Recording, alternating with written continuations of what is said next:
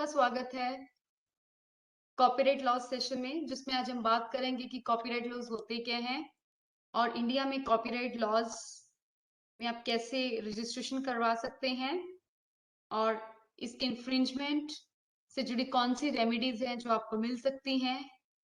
तो ये बात करते हैं, शुरुआत करते हैं कॉपीराइट लॉज सेशन की। कॉपीराइट लॉज, जैसे कि आप सब जानते हैं, ये हमारे इंटेलेक्चुअल प्रॉपर्टी राइट्स कहलाते हैं। कॉपीराइट लॉज बेसिकली किसी रचनाकार को सहायता करते हैं उसकी बौद्धिक संपत्ति को सुरक्षित रखने के लिए। और वो कैसे अपनी बौद्धिक संपत्ति को सुरक्षित रखता है और कैसे वो कॉपीराइट एक्ट में उसकी प्रोटेक्शन के लिए सहायता ले सकता है। तो आइए हम बात करते हैं आज किस विषय में हम चर्चा करने जाएंगे कॉपीराइट लॉज में। तो हम बात करेंगे इसके इंट्रोडक्शन से लेके इसके टाइप्स ऑफ इंटेलेक्चुअल प्रॉपर्टी की, कॉपीराइट का अर्थ क्या है, कॉपीराइट में क्या क्या कवर किया जाएगा, कौन से बेसिक्स हमें पता होने चाहिए और स्कोप ऑफ प्रोटेक्शन क्या रहेगा कॉपीराइट एक्ट में, और इसका रजिस्ट्रेशन प्रोसेस क्या है। साथ ही साथ हम बात करेंगे कि करंट रिसर्च एनवायरनमेंट में कॉपीराइट का रोल क्या है, और अंत में हम बात करेंगे कि अगर कॉपीराइट इंफ्रिंजमेंट होता है तो रचनाकार को उससे जुड़ी कौन सी सहायता मिल सकती है। जैसा कि आप देख रहे हैं, सबसे पहले हम बात करते हैं इंटेलेक्चुअल प्रॉपर्टी राइट्स की। बट इंटेलेक्चुअल प्रॉपर्टी राइट्स से पहले जानना जरूरी है कि इंटेलेक्चुअल प्रॉपर्टी होती क्या है। तो इंटेलेक्चुअल प्रॉपर्टी हमारी बौद्धिक संपत्ति होती है, जिसके अंदर आप कोई भी क्रिएटिविटी कॉन्सेप्ट पे काम कर सकते हैं, कोई इन्वेंशन को खोज रहे हैं, कोई इंडस्ट्रियल मॉडल बना रहे हैं, कोई नया ट्रेडमार्क है, कोई सॉन्ग है, कोई लिटरेचर है, कोई सिंबल है, कोई नेम है, ब्रांड है, किसी भी चीज पे आप काम कर रहे हैं, किसी भी चीज को आप खोज रहे हैं, किसी भी चीज को आपने क्रिएट किया है, तो वो सब आपकी बौद्धिक संपत्ति कहलाता है। और उसी संपत्ति को सुरक्षित करने के लिए जो राइट्स हैं उनको कहा जाता है इंटेलेक्चुअल प्रॉपर्टी राइट्स। ये नेचुरल राइट नहीं होते हैं, ये हमारे लीगल राइट्स होते हैं, कानूनी अधिकार, जो कि एक रचनाकार को, एक क्रिएटर को, एक ओनर को हेल्प करते हैं कि वो कैसे कैसे अपनी बौद्धिक एफर्ट्स पे, बौद्धिक एफर्ट्स और बौद्धिक संपत्ति से बेनिफिट ले सकता है। बेसिकली अधिकार उसको मदद करते हैं कि वो कैसे उनकी मोनोपोली को इंजॉय कर सकता है। और ये अधिकार साथ ही साथ उस क्रिएटर को, उस इन्वेंटर को एक और राइट भी देते हैं, जिससे कि कोई भी उसकी क्रिएशन को, उसके काम को बिना उसकी परमिशन के यूज ना कर सके। तो इसीलिए इन राइट्स का एक बहुत इंपॉर्टेंट रोल है हमारी इकोनॉमी में, ना कि सिर्फ हमारी इकोनॉमी में, पूरी वर्ल्ड इकोनॉमी में। चलते हैं आगे, बात करते हैं हम कि इंटेलेक्चुअल प्रॉपर्टी की टाइप्स क्या क्या होती हैं। इंटेलेक्चुअल प्रॉपर्टी मेनली दो तरीके की आ जाती हैं, जिसमें कि हम इंडस्ट्रियल प्रॉपर्टी की बात करते हैं और आर्टिस्टिक और क्रिएटिव प्रॉपर्टी की बात करते हैं। इंडस्ट्रियल प्रॉपर्टी में जैसे कि आप देख पा रहे हैं, इसमें हम पेटेंट्स की, जिसे हम इन्वेंशंस कहते हैं, ट्रेडमार्क्स की, कोई इंडस्ट्रियल डिजाइन या मॉडल्स, उनकी बात करते हैं, हम ज्योग्राफिकल इंडिकेशंस की बात करते हैं, trade secrets and confidential information की बात करते हैं, कुछ जुड़े हुए डेटाबेस की बात करते हैं और प्लांट वेराइटीज की बात करते हैं। जबकि हमारे आर्टिस्टिक और क्रिएटिव प्रॉपर्टी में आता है हमारा कॉपीराइट, जिसमें कि हम लिटरेरी वर्क की बात करते हैं, जिसमें नेमली हम बात करते हैं नॉवेल्स की, पोएम्स की, आर्टिस्टिक और साइंटिफिक वर्क की। और इसी के साथ हमारी परफॉर्मर राइट्स भी होती है, जिसमें कि plays, films, musicals, cartoons, paintings, इन सब के बारे में बात की जा सकती है। तो आइए जानते हैं कॉपीराइट के बारे में। कॉपीराइट होता क्या है।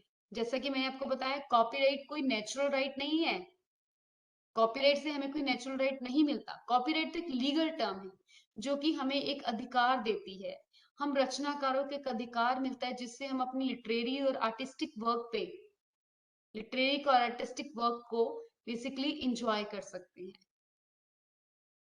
इंजॉय करने से मतलब कि हमारा अधिकार है कि वो हमारी बौद्धिक संपत्ति है, और कोई भी हमारी इंफॉर्मेशन के बिना उसकी ना कॉपी बनाएगा, ना उसको पब्लिक में कम्युनिकेट करेगा, ना उससे कोई प्रॉफिट अर्न करेगा, वो क्योंकि हमारी बौद्धिक संपत्ति है। और जो भी वर्क्स कॉपीराइट के अंदर कवर होते हैं, उसमें हम काफी सारे विषयों में बात करते हैं, जैसे कि बुक्स, कोई डिफरेंट तरीके का संगीत, कुछ पेंटिंग्स, कुछ स्कल्पचर्स, कोई डिफरेंट तरीके के computer program, softwares, databases, advertisements, map and technical drawings, ये सब हमारे कॉपीराइट के अंदर कवर होते हैं। अब कॉपीराइट में जैसे कि मैंने आपको बताया कि सब चीजें कवर हो रही हैं, तो एक डिटेल्ड वे में जानते हैं कि कॉपीराइट में मेनली किस किस तरह के वर्क कवर होते हैं।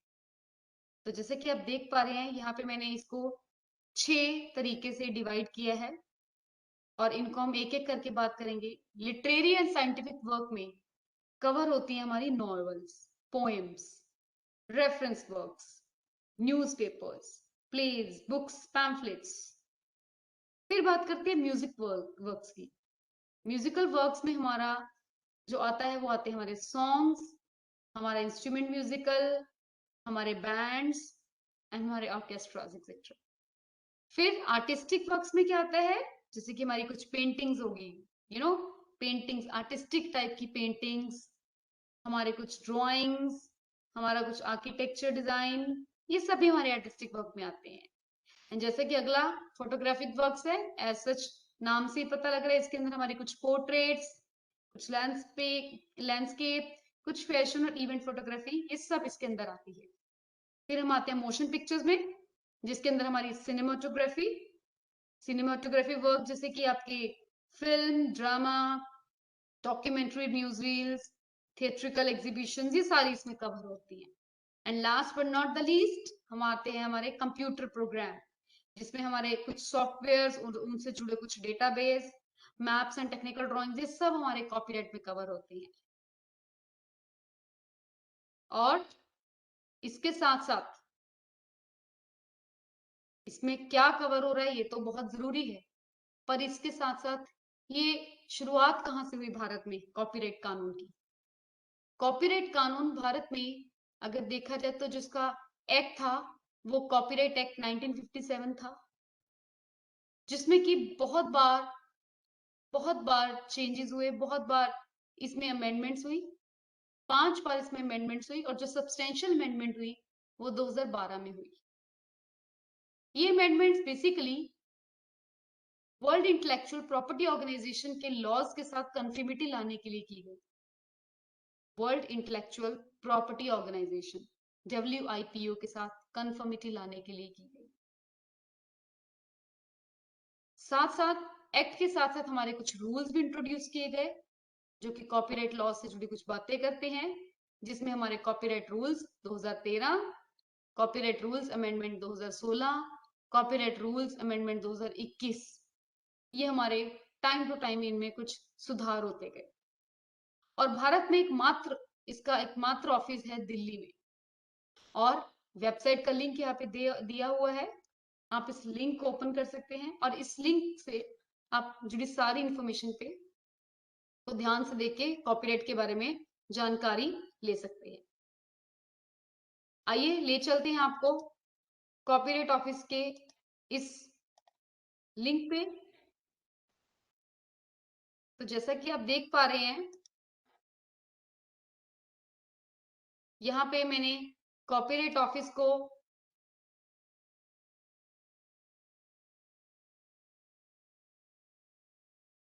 क्लिक किया, और क्लिक करते ही आप देख पा रहे हैं कि कॉपीराइट ऑफिस का पेज ओपन हो रहा है। इस पे कोविड से जुड़ी कुछ हमारे पास कुछ जानकारी आ रही है, हम इसको क्रॉस कर देंगे, और आप देख सकते हैं कि यहाँ पे कॉपीराइट के बारे में पूरी उसकी इंट्रोडक्शन, कॉपीराइट ऑफिस का एड्रेस, और लेटेस्ट नोटिसेस और न्यूज यहाँ पे कुछ आप ब्लिंक करते हुए देख सकते हैं। इसके साथ ही इधर कुछ फॉर्म्स दिए हैं डाउनलोड्स में, जिसमें आप कुछ फॉर्म्स और डॉक्यूमेंट्स को डाउनलोड कर सकते हैं और कुछ यूजफुल लिंक है। जैसे कि मैंने आपको बताया, वर्ल्ड इंटेलेक्चुअल प्रॉपर्टी ऑर्गेनाइजेशन के साथ कन्फर्मिटी लाने के लिए हमें अमेंडमेंट्स करनी पड़ी अपने रूल्स में। तो आप देख सकते हैं कि आप इनको भी किस तरीके से इनके ऊपर सर्च कर सकते हैं। सो आप बहुत सारी कॉपीराइट से जुड़ी हर तरीके की जानकारी को यहाँ से ले सकते हैं।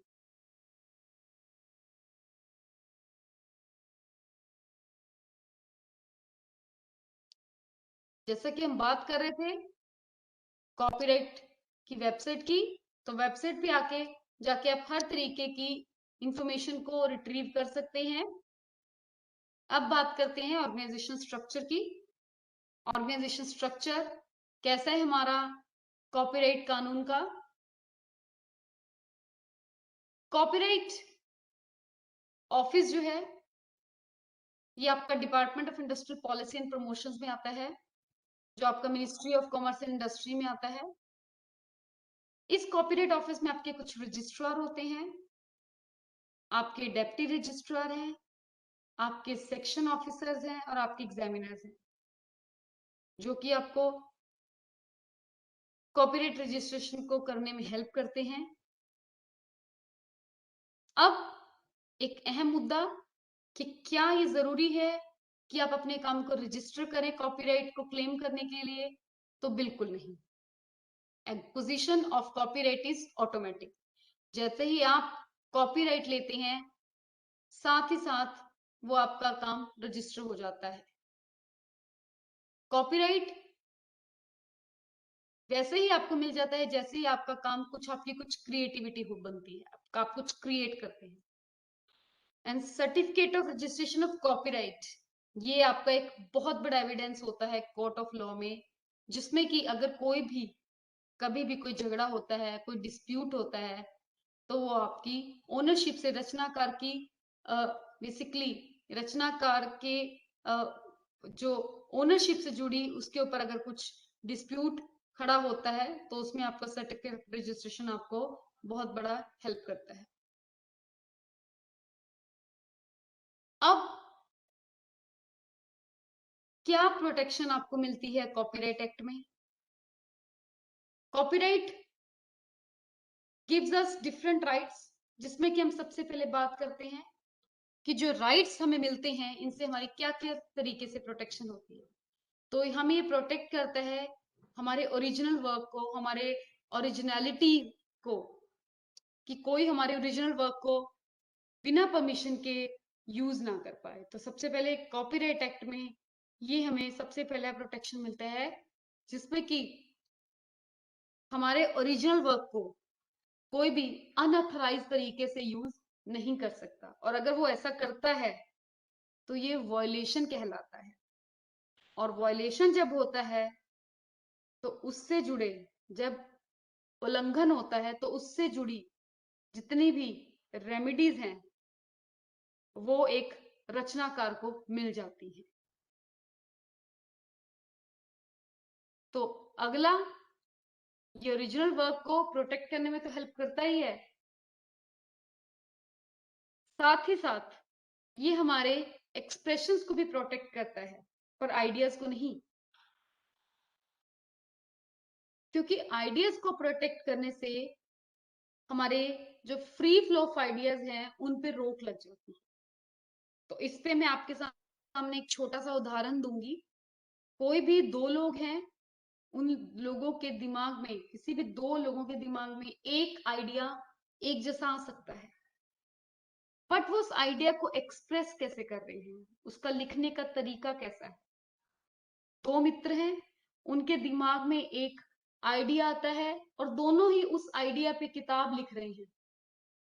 अब जिस तरीके से वो किताब लिख रहे हैं, जिस एक्सप्रेशन से वो वर्क कर रहे हैं, उनका वो वर्क प्रोटेक्ट होगा कॉपीराइट के अंदर, ना कि आइडियाज।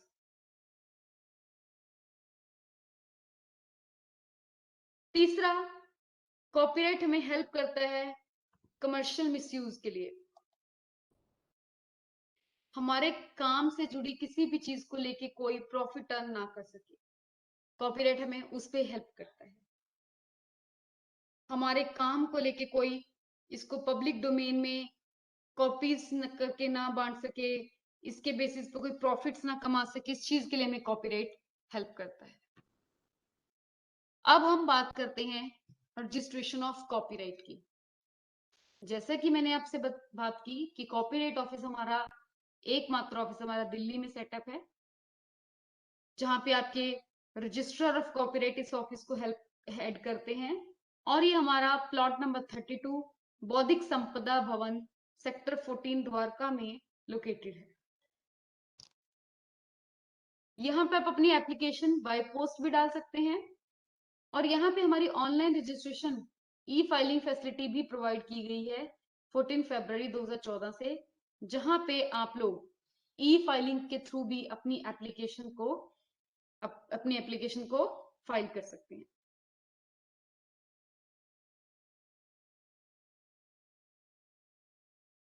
जैसे कि मैंने आपको बताया, आप ऑनलाइन रजिस्ट्रेशन पे भी जा सकते हैं। अब बात करते हैं रजिस्ट्रेशन प्रोसीजर की। क्या प्रोसीजर रहता है हमारा रजिस्ट्रेशन का? सबसे पहले तो हमें कॉपीराइट की वेबसाइट पे जाना है और वहां से डाउनलोड्स में जाके फॉर्म्स को डाउनलोड करना है। और किस फॉर्म को? फॉर्म 14 को हमें डाउनलोड करना है। जब आप ये फॉर्म 14 जो कि वर्ड डॉक्यूमेंट पे वहां पे दिया गया है, इसको ओपन करते हैं, तो आप देख पा रहे होंगे वहां पे स्टेटमेंट ऑफ पर्टिकुलर्स भी है उसमें, और स्टेटमेंट ऑफ फर्दर पर्टिकुलर्स भी है उसमें। तो इस सारी चीजों को आपको फिल करना है। और अगर आप एक से ज्यादा काम के लिए अप्लाई करना चाहते हैं, तो आपको सेपरेट एप्लीकेशंस को के लिए साथ अप्लाई करना पड़ेगा। और इन सब एप्लीकेशन के साथ आप एक रिक्वायर्ड फीस जरूर पे करेंगे, और ये सारी एप्लीकेशन साइन होगी एप्लीकेंट के थ्रू, और जहां पे पावर ऑफ अटॉर्नी है वहां पे it should be signed by the party.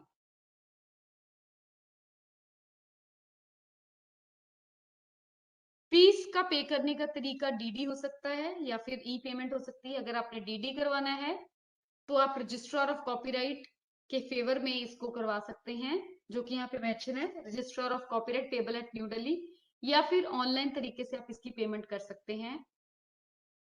तो ये हमारा रजिस्ट्रेशन प्रोसेस है। इससे जुड़ी सारी जानकारी आप इनकी वेबसाइट पे जाके इन फॉर्म्स को डाउनलोड करके ले सकते हैं।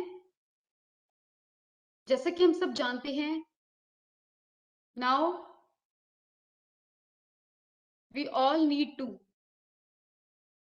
Do a great research.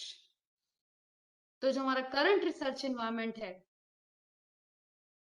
उससे जुड़ी जो भी हमारी उससे जुड़े जो भी हमारे पब्लिश करवाने के लिए जो भी हमारा काम है, अगर हमने कोई आर्टिकल पब्लिश करवाना है या उसको अवेलेबल करवाना है, तो पब्लिशर्स ऑथर से एक ऑथर कॉन्ट्रैक्ट साइन करवाते हैं, जिसके अंदर वो ऑथर पब्लिशर्स को एक पब्लिशिंग राइट्स दे देता है, और फिर ऑथर और पब्लिशर दोनों ही एक पब्लिशिंग एग्रीमेंट में एंटर होते हैं, जिसे हम असाइनमेंट ऑफ कॉपीराइट कहते हैं।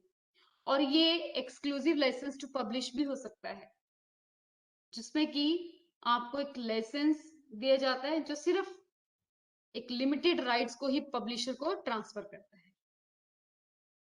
तो जब भी आपने कुछ पेपर पब्लिश करवाना है, आपको वहां पे कॉपीराइट कॉन्ट्रैक्ट को फिल करना पड़ेगा। अब बात करते हैं लिटिगेशन की, कॉपीराइट इंफ्रिंजमेंट की।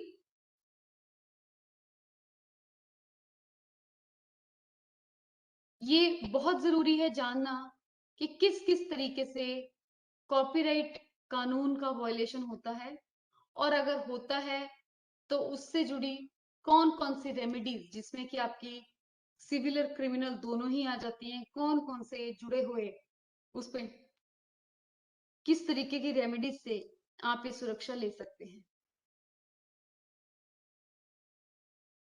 तो कॉपीराइट इंफ्रिंजमेंट में बात करते हैं कि अगर कोई भी किसी रचनाकार के काम को बिना उसकी परमिशन से यूज कर रहा है, रिप्रोड्यूस कर रहा है, लोगों में डिस्प्ले कर रहा है, तो वो सब आपका कॉपीराइट इंफ्रिंजमेंट में आता है। अगर आप उसको कॉपी कर रहे हैं, लोगों में बेसिकली इशू कर रहे हैं उसको, या फिर किसी को रेंट और लेंड कर रहे हैं, उससे कुछ प्रॉफिट अर्न कर रहे हैं, तो ये सारा आपका इंफ्रिंजमेंट में आता है। तो इसीलिए ये बहुत ही जरूरी है, ये जानना बहुत ही जरूरी है कि आपको इस तरीके से किस तरीके से आपको रिलीफ मिल सकता है। तो रिलीफ के लिए हमारे पास कुछ रेमेडीज हैं जो कि यहाँ पे दी हुई हैं, जिसमें आप injunctions, damages, accounts, criminal action और इम्प्रिजनमेंट, इनके थ्रू आप सहायता ले सकते हैं। इंजंक्शंस में बेसिकली कोर्ट डिफेंडेंट को प्रोहिबिट कर सकता है, रोक सकता है कि वो उस काम को ना करे जिससे कि कॉपीराइट का वायलेशन हो रहा है। दूसरा, जो कॉपीराइट वायलेट कर रहा है, अगर उस वायलेट कर रहे हैं, उनको डैमेजेस पे करने पड़ेंगे रचनाकार को, उनके ओनर को। और अगर उसने कुछ प्रॉफिट कमाया है उस गलत तरीके से इंफ्रिंजमेंट करके कुछ प्रॉफिट अर्न किया है, तो उस प्रॉफिट को भी उनको बेसिकली रिटर्न करना पड़ेगा। और इसी संदर्भ में कुछ क्रिमिनल एक्शन भी लिया जा सकता है। और क्रिमिनल एक्शन के बाद अगर मामला बहुत ही ज्यादा संगीन है तो उसमें इम्प्रिजनमेंट तक भी बात जा सकती है। तो इसीलिए बहुत जरूरी है कि हम सबको पता हो कि इन्फ्रिंजमेंट बेसिकली किस तरीके से होती है और इसके लिए कौन कौन सी रेमेडीज अवेलेबल है। तो ये हम सबके लिए जानना बहुत जरूरी है कि हम किस किस तरीके की क्रिएटिविटी पे किस तरीके से हम कॉपीराइट ले सकते हैं, और उसके लिए अपना रजिस्ट्रेशन कैसे करवा सकते हैं, और अगर रजिस्ट्रेशन करवाते हैं तो कौन से राइट्स हैं जो कॉपीराइट होल्डर्स को बेसिकली मिल जाते हैं, और कॉपीराइट होल्डर्स उन राइट्स का कैसे बेनिफिट ले सकते हैं। और अगर राइट्स के साथ कोई उन राइट्स के साथ छेड़छाड़ करता है, कोई वॉयलेशन होता है, तो कैसे कॉपीराइट होल्डर रेमेडीज ले सकता है। तो ये सारी चीजें हम लोगों के लिए जानना बहुत ही आवश्यकतापूर्ण है, क्योंकि आज के इस एनवायरनमेंट में इंटेलेक्चुअल प्रॉपर्टी राइट का बहुत बड़ा एक योगदान है। तो इसी के साथ धन्यवाद करते हुए आशा करते हैं कि आपको ये सेशन समझ आया होगा। धन्यवाद।